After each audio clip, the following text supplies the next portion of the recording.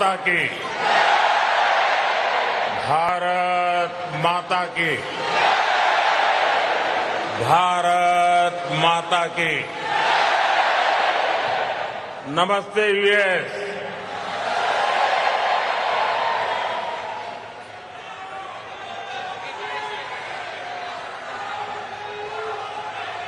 अब अपना नमस्ते भी मल्टीनेशनल हो गया है।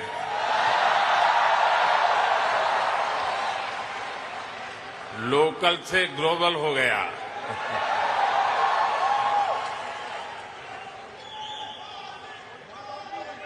और ये सब आपने किया है।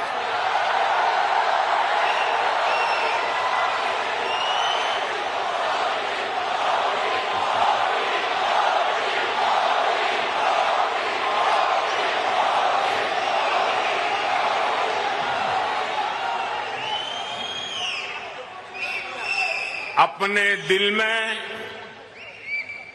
भारत को बसाकर रखने वाले हर भारतीय ने ये किया है।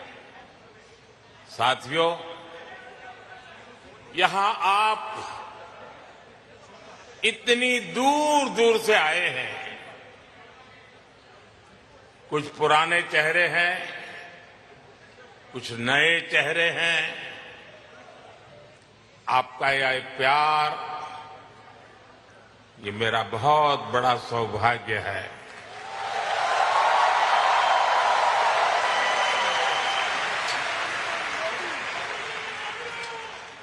मुझे वो दिन याद आते हैं जब मैं पीएम भी नहीं था, सीएम भी नहीं था, नेता भी नहीं था। उस समय एक जिज्ञासु के तौर पर यहां आप सबके बीच आया करता था। इस धरती को देखना, इसे समझना, मन में कितने ही सवाल लेकर के आता था। जब मैं किसी पद पर नहीं था, उससे पहले भी मैं अमेरिका के करीब करीब 29 स्टेट्स में दौरा कर चुका था।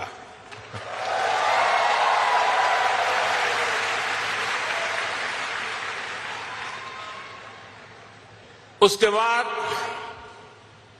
जब मैं सीएम बना तो टेक्नोलॉजी के माध्यम से आपके साथ जुड़ने का सिलसिला जारी रहा।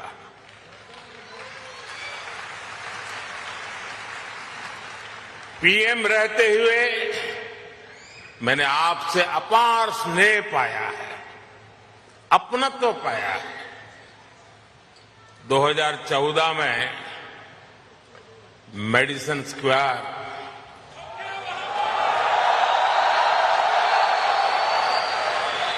2015 में सैन होसे, 2019 में ह्यूस्टन, 2023 में वाशिंगटन और अब 2024 में न्यूयॉर्क।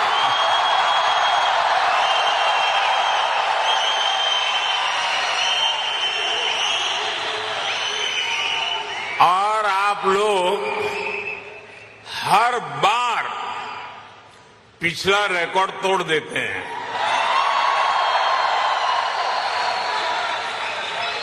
साथियों, मैं हमेशा से आपके सामर्थ्य को, भारतीय डायस्पोरा के सामर्थ्य को समझता रहा हूं। जब मेरे पास कोई सरकारी पद नहीं था, तब भी समझता था और आज भी समझता हूं।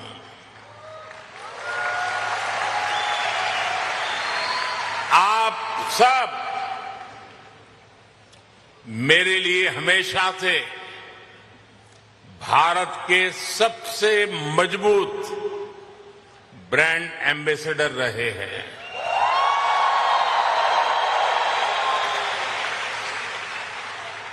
और इसलिए मैं आप सबको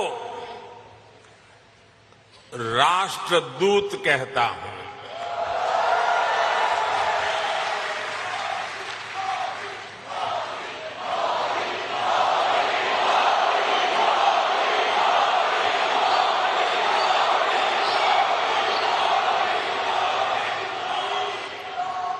आपने अमेरिका को भारत से और भारत को अमेरिका से कनेक्ट किया है। आपका स्किल, आपका टैलेंट, आपका कमिटमेंट, इसका कोई मुकाबला नहीं है।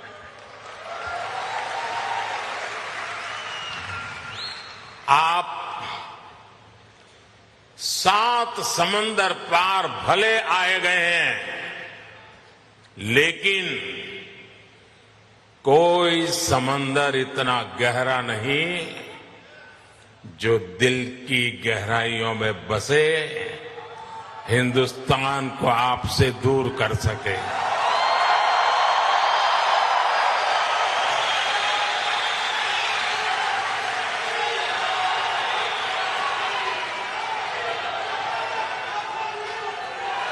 मां भारती ने जो हमें सिखाया है वो हम कभी भी भूल नहीं सकते। हम जहां भी जाते हैं सबको परिवार मानकर उनसे घुल मिल जाते हैं। डायवर्सिटी को समझना, डायवर्सिटी को जीना, उसे अपने जीवन में उतारना, ये हमारे संस्कारों में है, हमारी रगों में है।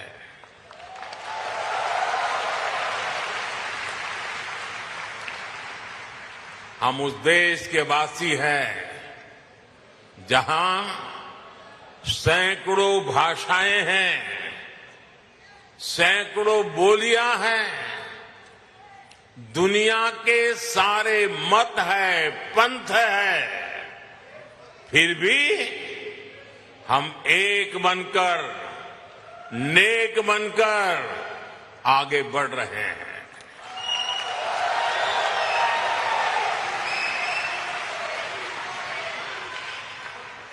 यहां इस हॉल में ही देखिए, कोई तमिल बोलता है, कोई तेलुगु, कोई मलयालम, तो कोई कन्नड़ा, कोई पंजाबी, तो कोई मराठी और तो कोई गुजराती।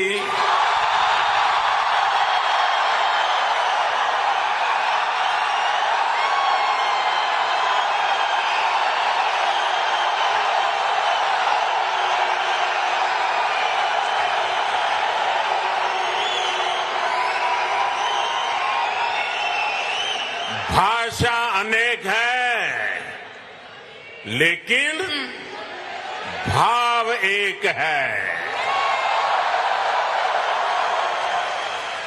और वो भाव है भारत माता की।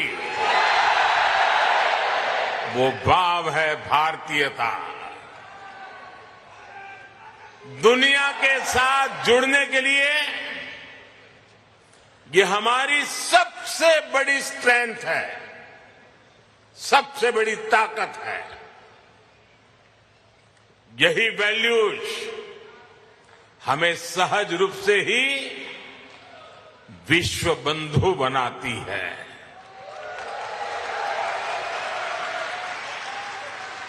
हमारे यहां कहा जाता है, तेन तख्तेन भुंजी था, यानी जो त्याग करते हैं वे ही भोग पाते हैं। हम दूसरों का भला करके, त्याग करके सुख पाते हैं और हम किसी भी देश में रहे ये भावना नहीं बदलती है। हम जिस सोसाइटी में रहते हैं वहां ज्यादा से ज्यादा योगदान करते हैं। यहां अमेरिका में आपने डॉक्टर्स के रूप में, रिसर्चर्स के रूप में, टेक प्रोफेशनल्स के रूप में, साइंटिस्ट के रूप में या दूसरे प्रोफेशंस में जो परचम लहराया हुआ है वो इसी का प्रतीक है। अभी कुछ समय पहले ही तो यहां T20 क्रिकेट वर्ल्ड कप हुआ था।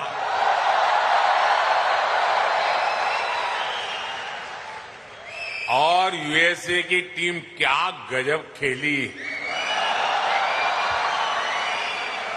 और उस टीम में यहां रह रहे भारतीयों का जो योगदान था वो भी दुनिया ने देखा है।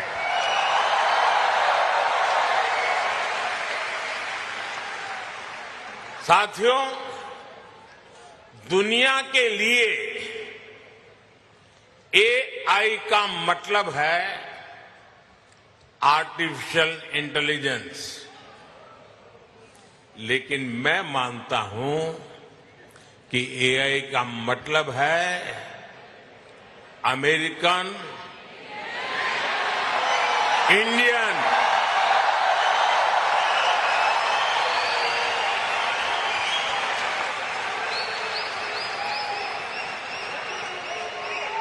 अमेरिका इंडिया ये स्पिरिट है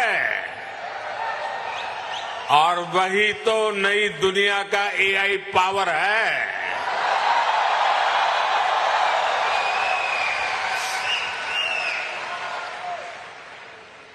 यही AI spirit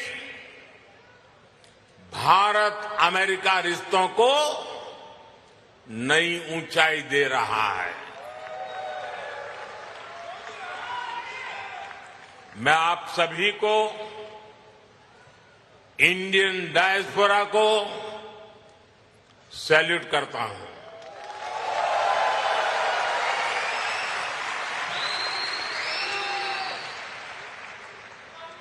I salute you all.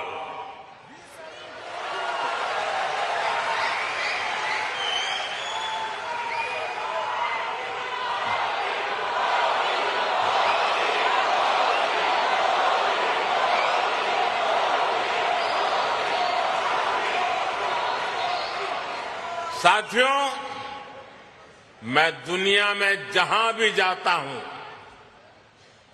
Her leader के मुंह से भारतीय डायस्पोरा की तारीफ ही सुनता हूं।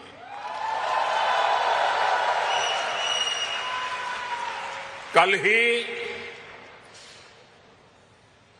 प्रेसिडेंट बाइडेन मुझे डेलावेयर में अपने घर ले गए थे।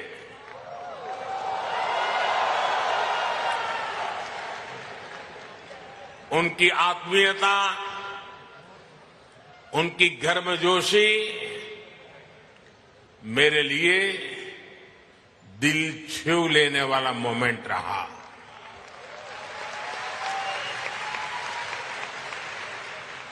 ये सम्मान 140 करोड़ भारतीयों का है।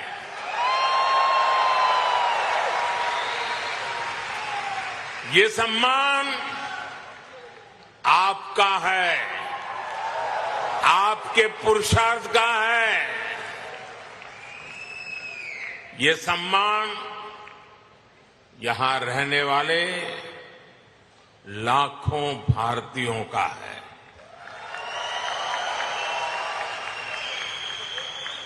मैं प्रेसिडेंट बाइडेन का आभार करूंगा और साथ ही आपका भी आभार व्यक्त करूंगा।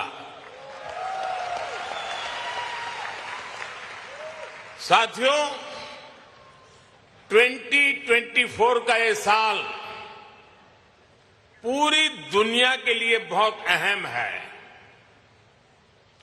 एक तरफ दुनिया के कई देशों के बीच संघर्ष है, तनाव है, तो दूसरी तरफ कई देशों में डेमोक्रेसी का जश्न चल रहा है।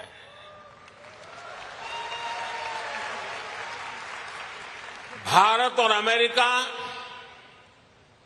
डेमोक्रेसी के जश्न में भी एक साथ है। जहां अमेरिका में चुनाव होने वाले हैं और भारत में चुनाव हो चुके हैं,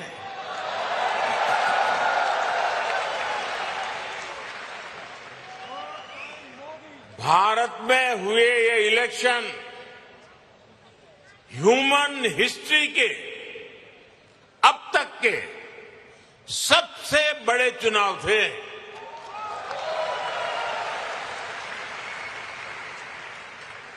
आप कल्पना कर सकते हैं, अमेरिका की कुल आबादी से भी करीब 2 गुने वोटर्स, इतना ही नहीं, पूरे यूरोप की कुल आबादी से ज्यादा वोटर्स, इतने सारे लोगों ने भारत में अपना वोट डाले।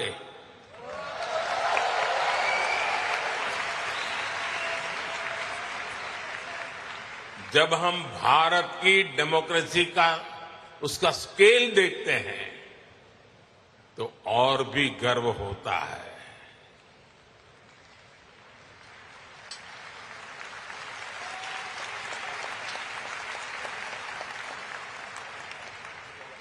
तीन महीने का पोलिंग प्रोसेस,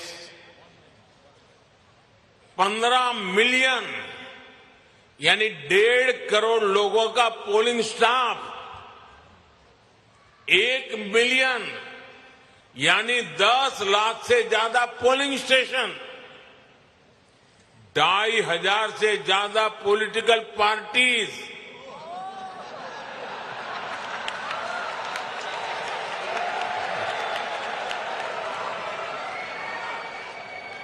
हजार से ज्यादा कैंडिडेट्स, अलग अलग भाषाओं के हजारों न्यूज़पेपर्स, सैकड़ों रेडियो स्टेशन, सैकड़ों टीवी न्यूज चैनल, करोड़ों सोशल मीडिया अकाउंट्स, लाखों सोशल मीडिया चैनल्स, ये सब भारत की डेमोक्रेसी को वाइब्रेंट बनाते हैं।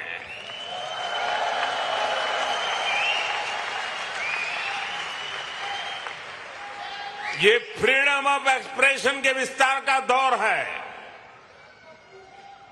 इस लेवल की स्क्रूटनी से होकर हमारे देश की चुनावी प्रक्रिया गुजरती है।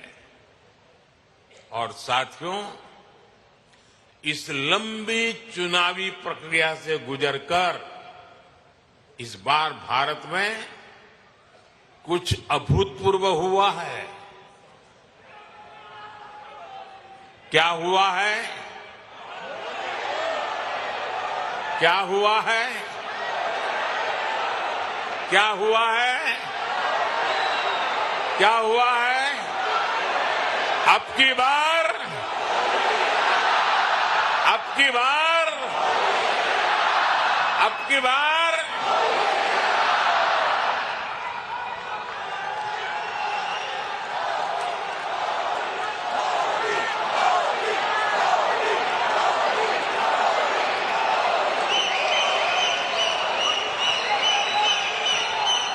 साथियों, तीसरी बार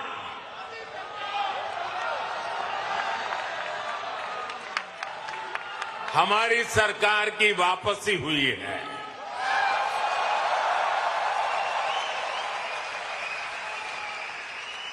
और ऐसा पिछले 60 सालों में भारत में नहीं हुआ था।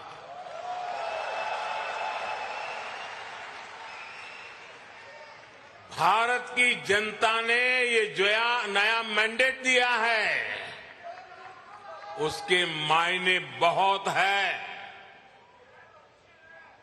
और बहुत बड़े भी हैं।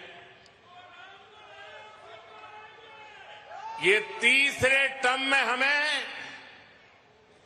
बहुत बड़े लक्ष्य साधने हैं।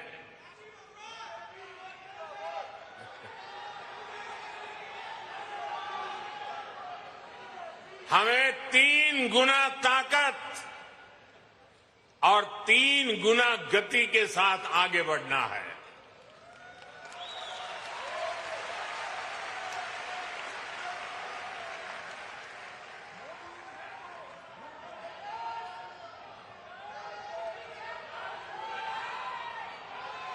आपको एक शब्द याद रहेगा, पुष्प।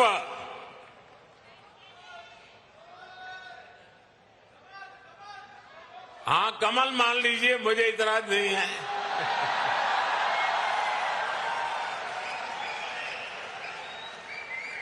पुष्प। और मैं पुष्प को डिफाइन करता हूं, P for progressive Bharat, you for unstoppable Bharat, S for spiritual Bharat, H for humanity first को समर्पित Bharat, P for prosperous Bharat, यानी पुष्प। पुष्प की 5 पंखुड़ियों को मिलाकर ही विकसित भारत बनाएंगे। साथियों,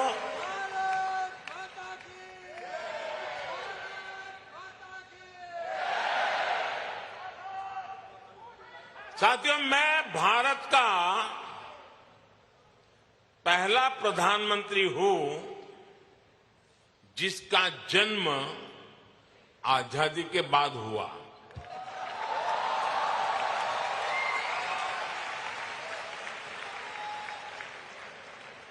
आजादी के आंदोलन में करोड़ों भारतीयों ने स्वराज के लिए जीवन खपा दिया था। उन्होंने अपना हित नहीं देखा, अपने कंफर्ट जोन की चिंता नहीं की। वो तो बस देश की आजादी के लिए सब कुछ भूलकर अंग्रेजों से लड़ने चल पड़े थे। उस सफर में किसी को फांसी का फंदा मिला, किसी के शरीर को गोलियों से भून दिया गया, कोई यातनाएं सहते हुए जेल में ही गुजर गया, कईयों की जवानी जिंदगी जेल में खप गई। साथियों, हम देश के लिए मर नहीं पाए, लेकिन हम देश के लिए जरूर जी सकते हैं।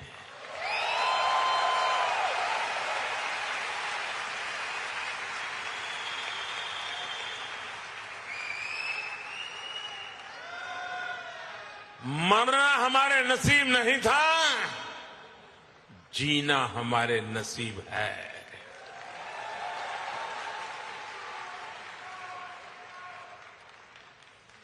पहले दिन से मेरा मन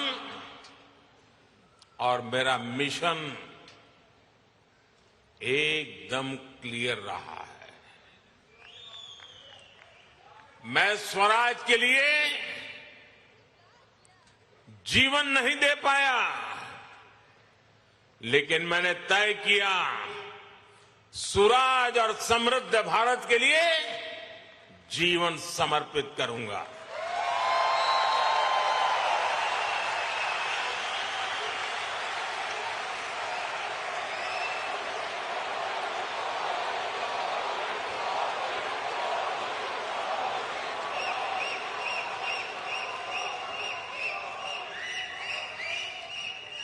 मेरे जीवन का एक बहुत बड़ा हिस्सा ऐसा रहा जिसमें मैं सालों साल तक पूरे देश में घूमता रहा, भटकता रहा। जहां खाना मिला वहां खा लिया, जहां सोने को मिला वहां सो लिया।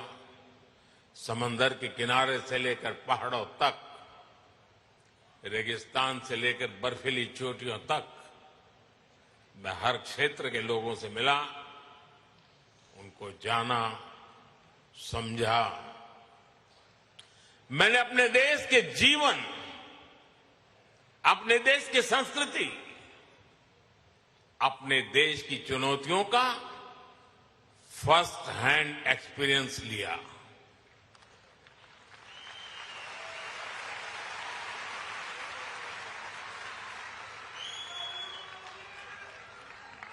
वो भी एक वक्त था जब मैंने अपनी दिशा कुछ और तय की थी, लेकिन नियति ने मुझे राजनीति में पहुंचा दिया। कभी नहीं सोचा था कि एक दिन चीफ मिनिस्टर बनूंगा, और बना तो गुजरात का लॉन्गेस्ट सर्विंग चीफ मिनिस्टर बन गया। 13 साल तक गुजरात का चीफ मिनिस्टर रहा। इसके बाद लोगों ने प्रमोशन देकर मुझे प्राइम मिनिस्टर बना दिया।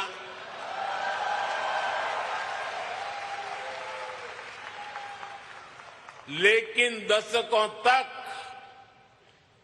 देश के कोने में जाकर मैंने जो सीखा है, उसी ने चाहे राज्य हो या केंद्र, मेरे सेवा के मॉडल को, मेरे गवर्नेंस के मॉडल को इतना सफल बनाया है। पिछले 10 साल में इस गवर्नेंस मॉडल की सफलता आपने देखी है, पूरी दुनिया ने देखी है, और अब देश के लोगों ने बहुत बड़े भरोसे के साथ मुझे ये तीसरा टर्म सौंपा है।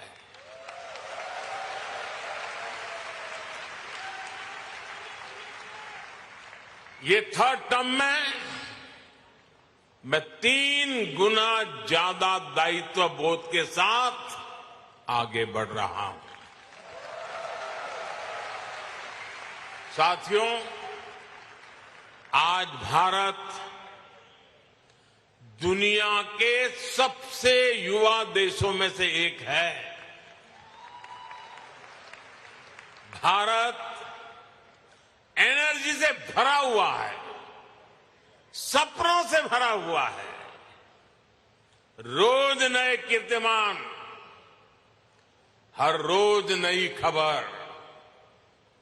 आज ही एक और बहुत अच्छी खबर मिली है। चेस ओलंपियाड में मेंस और वुमेन्स दोनों में भारत को गोल्ड मिला है।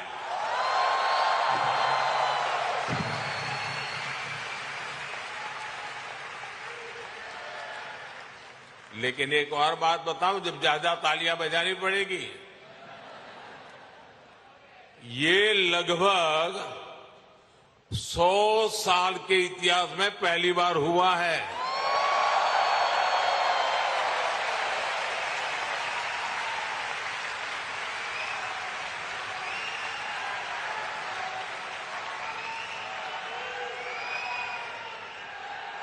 पूरे देश को हर हिंदुस्तानी को हमारे चेस प्लेयर्स पर बहुत गर्व है। एक और एआई है जो भारत को ड्राइव कर रही है, और वो कौन सा और है? वो है A for aspirational, I for India, aspirational India. ये नया फोर्स है, नई ऊर्जा है। आज करोड़ों भारतीयों की एस्पिरेशन भारत की ग्रोथ को ड्राइव कर रही है। हर एस्पिरेशन नए अचीवमेंट को जन्म देती है, और हर अचीवमेंट नए एस्पिरेशन के लिए खाद पानी बन रही है। एक दशक में भारत 10वें नंबर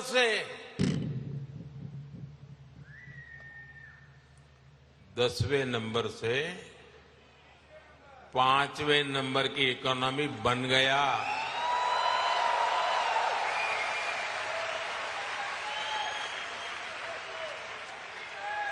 अब हर भारतीय चाहता है कि भारत जल्दी से 3rd लार्जेस्ट इकोनॉमी बने।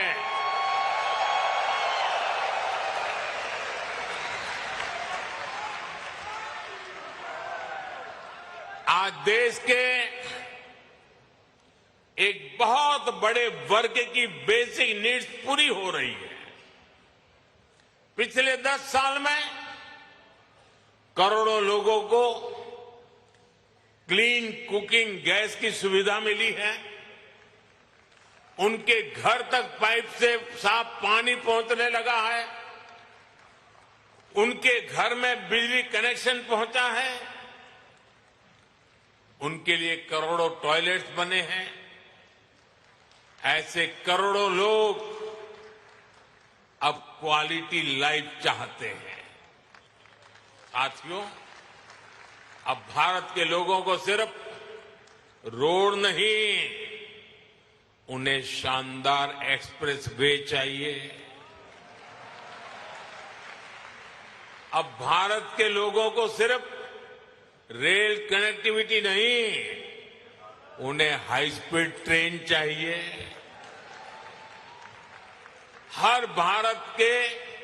भारत के हर शहर की अपेक्षा है उसके यहां मेट्रो चले। भारत के हर शहर की अपेक्षा है उसका अपना एयरपोर्ट हो।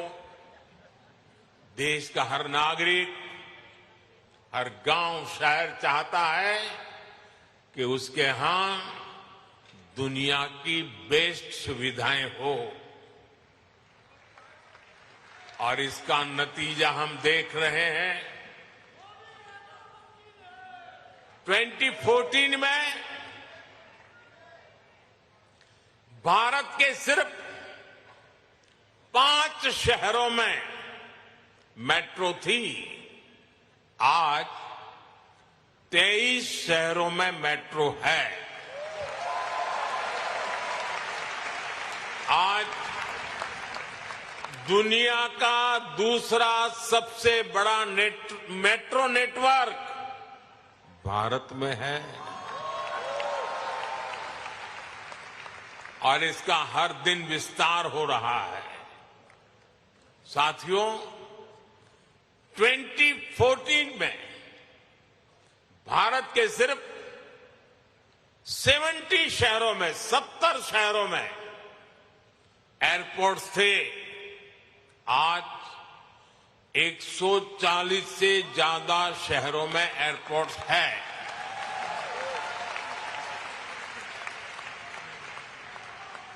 ट्वेंटी 2014 में 100 से भी कम ग्राम पंचायतों में ब्रॉडबैंड कनेक्टिविटी थी। 100 से भी कम। आज 2 लाख से भी ज्यादा पंचायतों में ब्रॉडबैंड कनेक्टिविटी है। 2014 में भारत में 140 मिलियन यानी 14 करोड़ के आसपास एलपीजी कंज्यूमर थे। आज भारत में 310 मिलियन यानी 31 करोड़ से ज्यादा एलपीजी कंज्यूमर है। जिस काम में पहले सालों लग जाते थे वो काम अब महीनों में खत्म हो रहा है।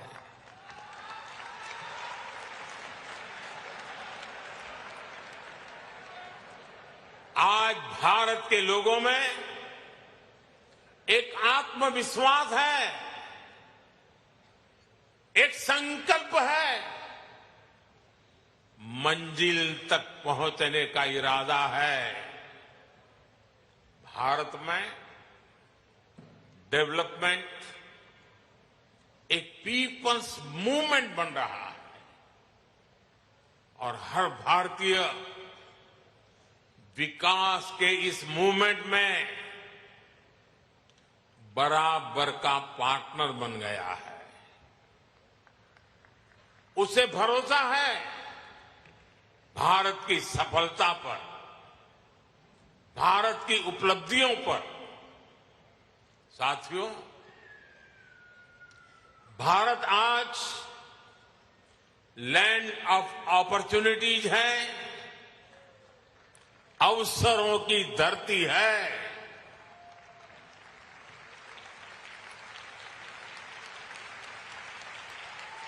अब भारत अवसरों का इंतजार नहीं करता।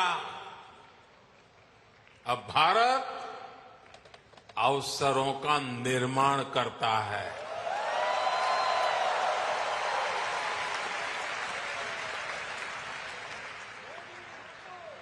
बीते 10 साल में भारत ने हर सेक्टर में अपॉर्चुनिटीज का एक नया लॉन्चिंग पैड तैयार किया है। आप देखिए, सिर्फ 1 दशक में ही, और ये बात आप सबको गर्व देगी, सिर्फ 1 दशक में ही 25 करोड़ लोग, 1 दशक में ही 25 करोड़ लोग गरीबी से बाहर निकले हैं।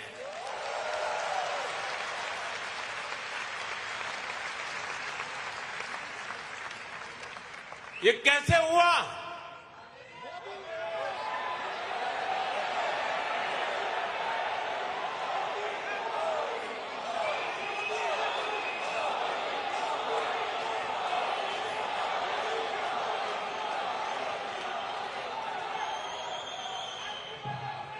ये इसलिए हुआ, हमने पुरानी सोच बदली, अप्रोच बदली। हमने गरीब को एम्पावर करने पर फोकस किया। 50 करोड़ यानी 500 मिलियन से ज्यादा लोगों को बैंकिंग सिस्टम से जोड़ा। 55 करोड़ यानी 550 मिलियन से ज्यादा लोगों को 5 लाख रुपए तक का फ्री मेडिकल ट्रीटमेंट देना। 4 करोड़ यानी 40 मिलियन से ज्यादा फैमिलीज को पक्के घर देना। कोलेटरल फ्री लोन्स का सिस्टम बनाकर करोड़ों लोगों को ईज ऑफ क्रेडिट से जोड़ना। ऐसे अनेकों काम हुए, तब इतने लोगों ने खुद ने गरीबी को हराया।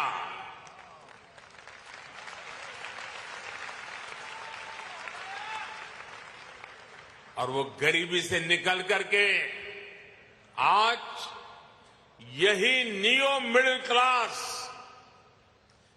भारत के डेवलपमेंट को तेज गति दे रहा है। साथियों, हमने विमेन वेलफेयर के साथ ही विमेन लेड डेवलपमेंट पर फोकस किया है। सरकार ने जो करोड़ों घर बनवाए, उनकी रजिस्ट्री महिलाओं के नाम हुई है।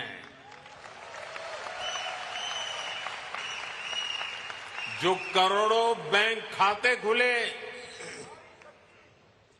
उसमें आधे से ज्यादा खाते महिलाओं के खाते खुले। 10 साल में भारत की 10 करोड़ महिलाएं माइक्रो एंटरप्रेन्योरशिप स्कीम से जुड़ी है। मैं आपको एक और एग्जाम्पल देता हूं। हम भारत में एग्रीकल्चर को टेक्नोलॉजी के साथ जोड़ने में अनेक प्रयास कर रहे हैं। उसमें आज खेती में, किसानी में भरपूर मात्रा में ड्रोन का उपयोग आज भारत में नजर आता है। शायद ड्रोन आपके लिए नई बात नहीं है, लेकिन नई बात यह है, इसकी जिम्मेदारी कौन संभालता है पता है? ये रूरल विमेन के पास है।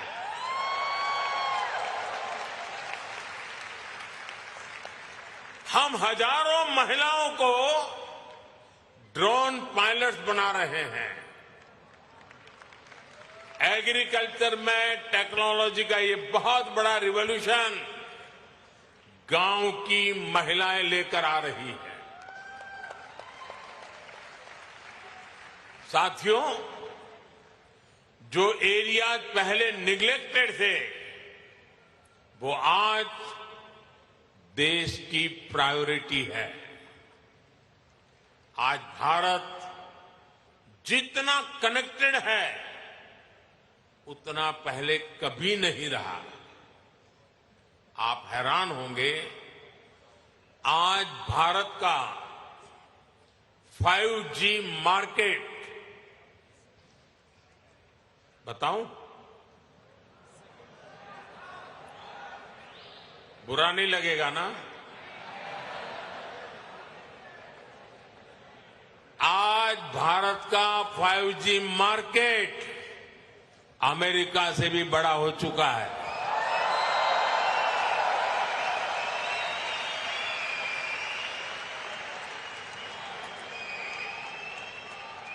और ये 2 साल के भीतर भीतर हुआ है। अब तो Bharat made in India 6G पर काम कर रहा है। ये कैसे हुआ?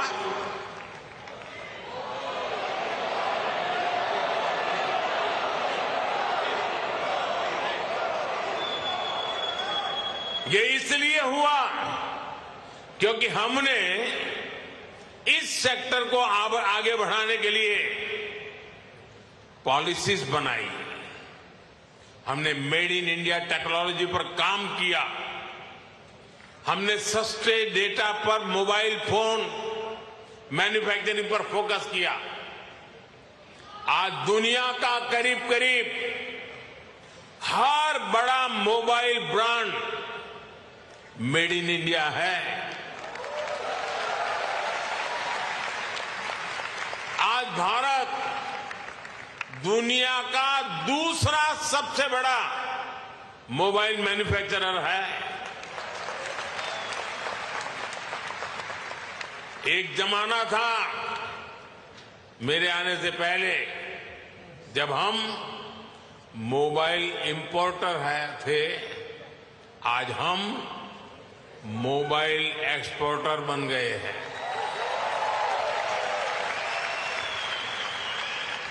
साथियों, अब भारत पीछे नहीं चलता। अब भारत नई व्यवस्थाएं बनाता है। अब भारत नेतृत्व करता है। भारत ने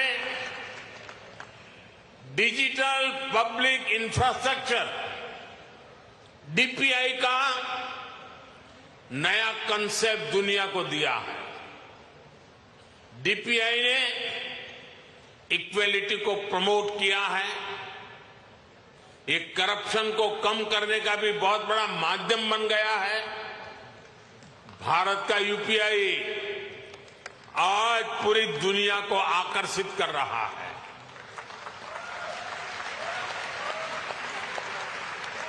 आपकी जेब में वॉलेट है, लेकिन भारत में लोगों की जेब के साथ ही फोन में वॉलेट है, ई वॉलेट है। अनेक भारतीय अब अपने डॉक्यूमेंट्स फिजिकल फोल्डर्स में नहीं रखते, उनके पास डिजी लॉकर है। वो एयरपोर्ट में जाते हैं तो डीजी यात्रा से सीमलेस ट्रैवल करते हैं। ये digital public infrastructure jobs, innovation और इससे जुड़ी हर टेक्नोलॉजी का लॉन्चिंग पैड बन गया है। साथियों, भारत अब रुकने वाला नहीं है। भारत अब थमने वाला नहीं है। भारत चाहता है दुनिया में ज्यादा से ज्यादा device made in India chip पर चले। हमने सेमीकंडक्टर सेक्टर को भी भारत की तेज ग्रोथ का आधार बनाया है। पिछले साल जून में भारत ने सेमीकंडक्टर सेक्टर के लिए इंसेंटिव घोषित किए थे। इसके कुछ ही महीनों बाद माइक्रोन की पहली सेमीकंडक्टर यूनिट का शिलान्यास भी हो गया।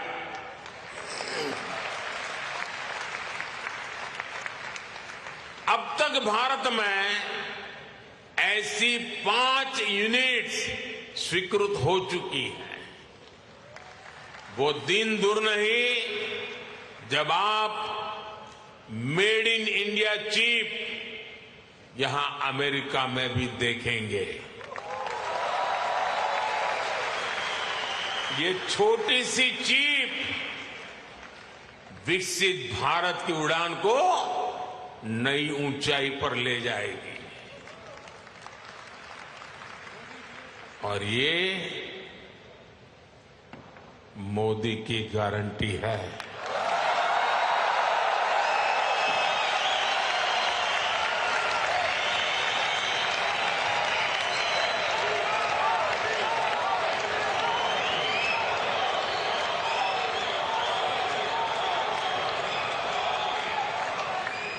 साथियों, आज भारत में रिफॉर्म्स के लिए जो कन्विक्शन, जो कमिटमेंट है, वो अभूतपूर्व है। हमारा ग्रीन एनर्जी ट्रांजिशन प्रोग्राम इसका बहुत बड़ा उदाहरण है। दुनिया की 17% पॉपुलेशन होने के बावजूद ग्लोबल कार्बन एमिशन में भारत की हिस्सेदारी सिर्फ 4% है। दुनिया को बर्बाद करने में हमारा कोई रोल नहीं है।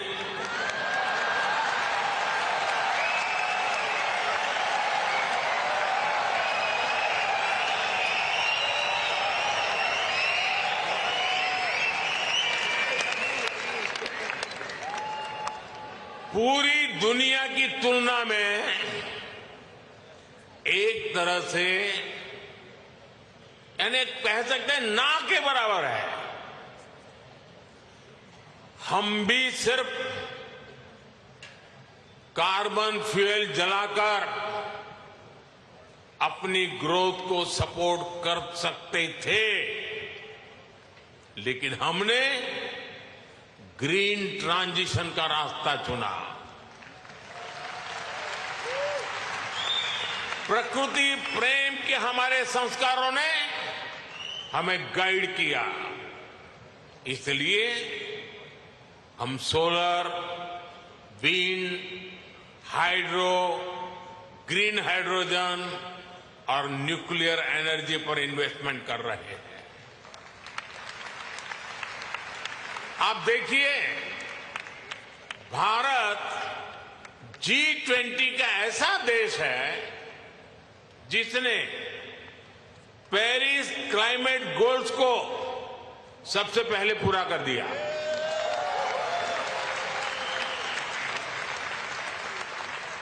दो 2014 के बाद से भारत ने अपनी सोलर एनर्जी इंस्टॉल कैपेसिटी को 30 गुना से ज्यादा बढ़ाया है। हम देश के हर घर को सोलर पावर होम बनाने में जुटे हैं। इसके लिए रूफटॉप सोलर का बहुत बड़ा मिशन हमने शुरू किया है। आज हमारे रेलवे स्टेशन और एयरपोर्ट सोलराइज हो रहे हैं।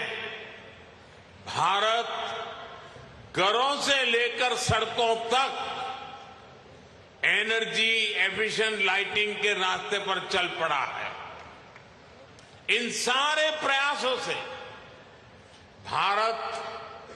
भारत में बहुत बड़ी संख्या में ग्रीन जॉब पैदा हो रहे हैं। साथियों, 21वीं सदी का भारत एजुकेशन, स्किल, रिसर्च और इनोवेशन के दम पर आगे बढ़ रहा है।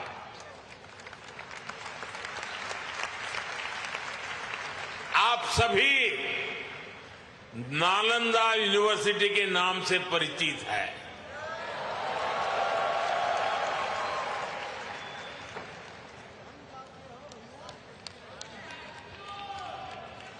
कुछ समय पहले ही भारत की प्राचीन नालंदा यूनिवर्सिटी नए अवतार में सामने आई है।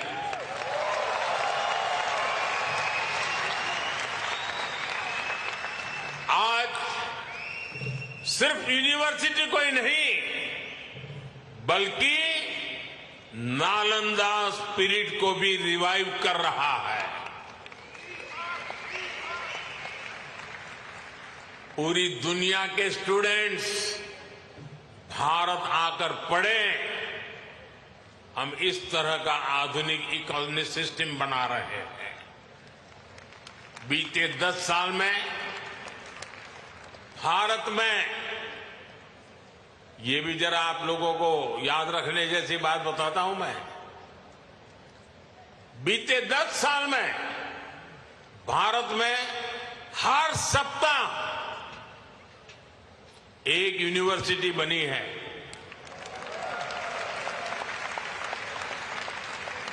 हर दिन 2 नए कॉलेज बने हैं। हर दिन एक नई आईटीआई की स्थापना हुई है। 10 साल में ट्रिपल आईटी की संख्या 9 से बढ़कर 25 हो चुकी है। आईआईएम्स की संख्या 13 से बढ़कर 21 हो चुकी है। एम्स की संख्या 3 गुना बढ़कर 22 हो चुकी है। 10 साल में मेडिकल कॉलेजों की संख्या भी लगभग 2 गुनी हो चुकी है। टॉप ग्लोबल यूनिवर्सिटीज भी आज भारत आ रहे हैं, भारत का नाम है।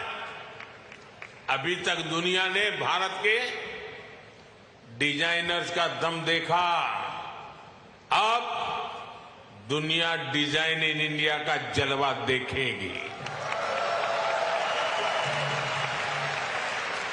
साथियों, आज हमारी साझेदारी पूरी दुनिया के साथ बढ़ रही है। पहले भारत सबसे समान दूरी की नीति पर चलता था, इक्वल डिस्टेंस। अब भारत सबसे समान नजदीकी की नीति पर चल रहा है।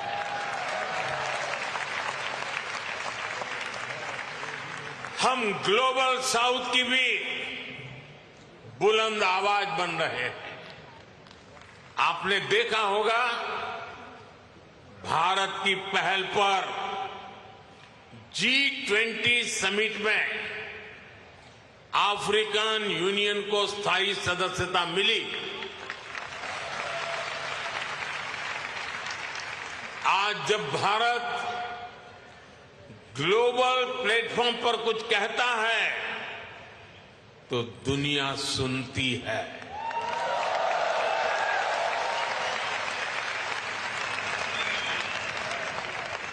कुछ समय पहले जब मैंने कहा कि this is not the era of war, तो उसकी गंभीरता सबने समझी। साथियों, आज दुनिया में कहीं भी संकट आए, भारत फर्स्ट रिस्पॉन्डर के रूप में सामने आता है।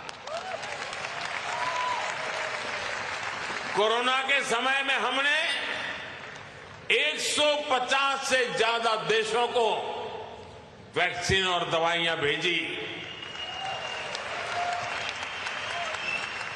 कहीं भूकंप आए, कहीं साइक्लोन आए, कहीं गृह युद्ध हो, हम मदद के लिए सबसे पहले पहुंचते हैं। यही हमारे पुरखों की सीख है, यही हमारे संस्कार है। साथियों, आज का भारत दुनिया में एक नए कैटलिस्ट एजेंट की तरह उभर रहा है और इसका प्रभाव हर सेक्टर में दिखेगा। ग्लोबल ग्रोथ के प्रोसेस को तेज करने के लिए भारत का रोल अहम होगा। ग्लोबल पीस के प्रोसेस को तेज करने के लिए भारत का रोल अहम होगा। ग्लोबल क्लाइमेट एक्शन को स्पीड अप करने में भारत का रोल अहम होगा। ये है टीवी टुडे नेटवर्क और आप देख रहे हैं GNT यानी गुड न्यूज टुडे, अच्छी खबर सच्ची खबर।